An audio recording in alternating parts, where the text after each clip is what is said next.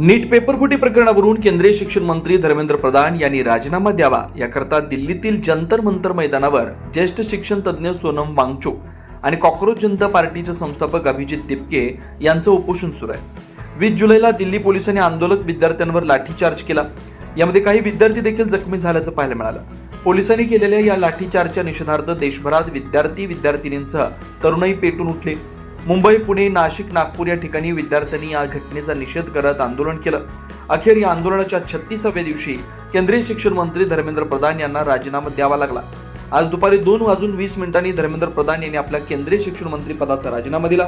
धर्मेंद्र प्रधान यांनी राजीनामा दिल्यानंतर दिल्लीतील जंतर मंतर मैदानावर अभिजित दिपके यांचा विद्यार्थ्यांनी जल्लोष साजरा केला।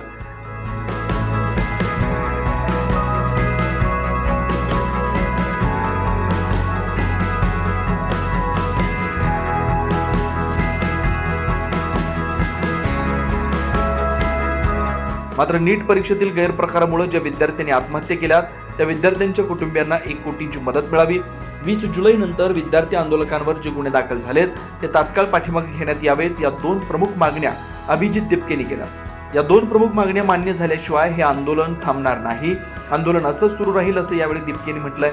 धर्मेंद्र प्रधान यांच्या राजीनाम्यानंतर राजकीय वर्तुळासह विविध क्षेत्रातून प्रतिक्रिया उमटल्या जात आहेत। 12 वर्षानंतर हे पहिलं आंदोलन आहे की त्यात एका केंद्रीय मंत्र्याला राजीनामा द्यावा लागला असं शिवसेना ठाकरे गटाचे खासदार संजय राऊत यांनी माध्यमांशी संवाद साधताना म्हटलं।